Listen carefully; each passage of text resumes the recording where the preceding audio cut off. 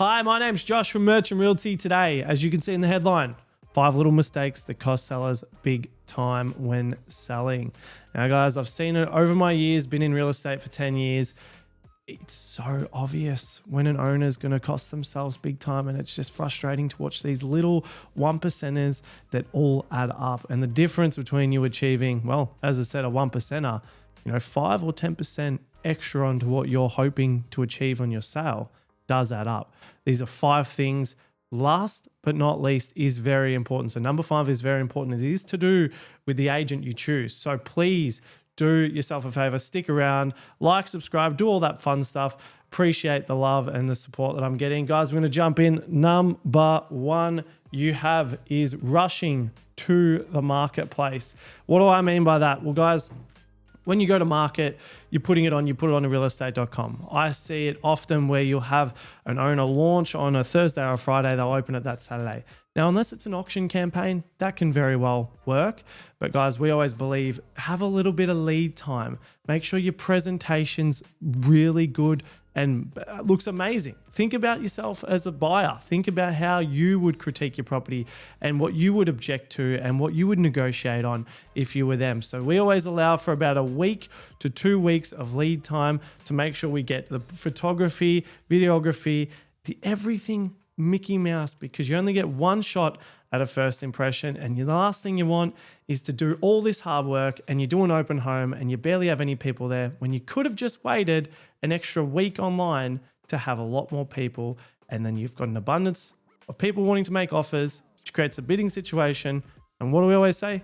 More interest, more competition drives the price up. Now let's jump into point number 2.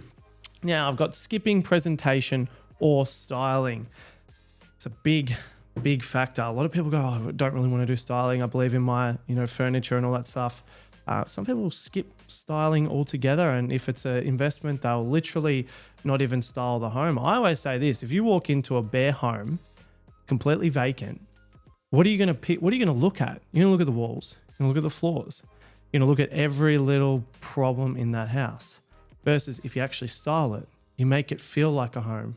You have the furniture out. You have all the little 1%ers. We always do that. We make sure we've got music on. You got all the senses are being activated. You're now not having buyers looking at a little patch of carpet that it needs a little bit of work. We always say, look, you want to make sure your presentation is right, because if you are a buyer, you're going to nitpick because everyone wants to feel like they got a good deal. So guys, that's what we always say. And the more people that you have, as I said, competition drives price. Styling is an important facet. We always get an initial consultation for every seller that we have.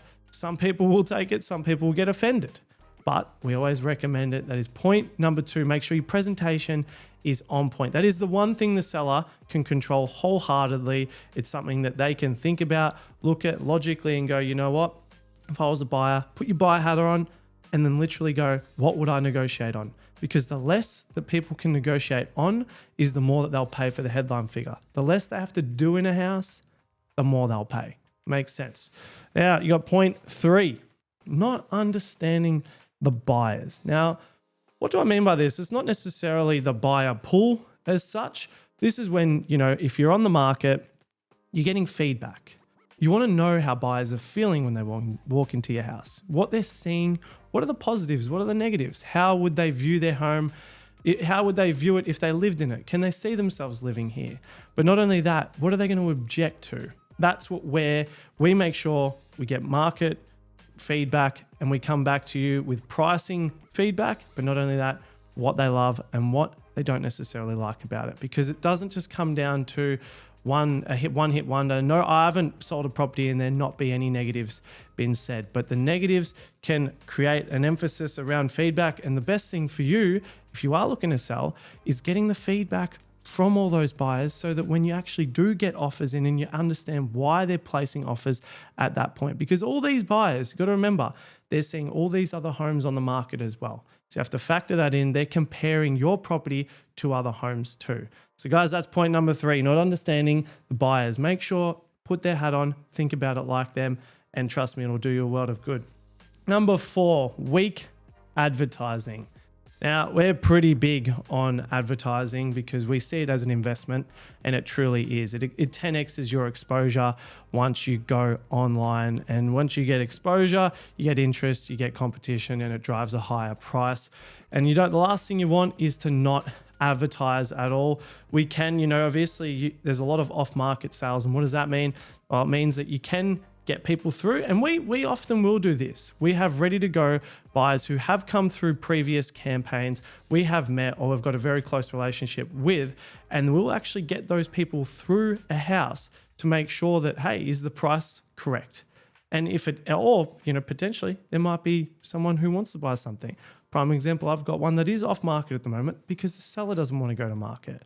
That is just the reality, and we've run buyers through via our database. So guys, weak advertising though, you want to make sure if you are going to invest in it, and what's the difference? I mean, a normal standard campaign right now in the Frankston or Frankston South pocket is roughly just between, let's call it 4,500 and 5,500, just for a standard, normal, good campaign. If you're going to go that top tier, that next level, you're looking, between that 7,000 and 8,000, depending on what you spend. But guys, the more people that see your house, the better it is that it's going to be for you. It's a no-brainer. Why do we see the biggest brands in the world advertising, and we don't do it with our biggest asset, and you expect more money? I would be suggesting go to the market, spend as much as you can on advertising. We've seen it time and time again where people invest in that and they make a heap back. And sometimes you can't put a percentage on it, but the interest levels go a lot higher than campaigns that are more standard. But guys, that's point number 4, weak advertising.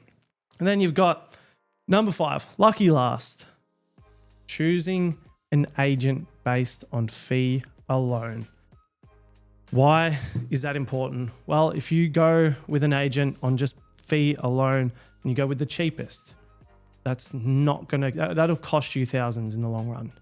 Realistically, go with someone who you actually see they have belief in your property. They have a plan for your property. They have case studies of where they've achieved successes and feel like they can do the exact same for you with a proven process. We say process determines price. We're not the governing bodies as real estate agents of price. I think a lot of people go out there think that we know exactly what it should sell for. However, sometimes you do get it wrong. Sometimes, hey, we always say the more we have a goal to work towards, the better it is. We love having a dream price or somewhere where we can try and hit that price, but we're also realistic and understand the market. And that's why we work specifically in Frankston and Frankston South, so that we can track all the sales data, the market activity, and know pretty much every street in that pocket, but also know who is in the zoo and which buyers are looking. Guys, there's the 5 points. I'm going to put it in the description below. If you have any interest in selling, there's not a lot of properties out there at the moment. It's a good time to be selling. Winter, everyone goes, why would you sell during winter? Well, sales is supply and demand. Beautiful thing about winter, Melbourne, it's always going to be the same. We're always going to get a wet, cold. It's actually been quite beautiful. It's blue skies right now. But thank you so much for watching. If you need anything from me, looking to sell, would like an appraisal, please feel free to message me. Chat to you guys soon.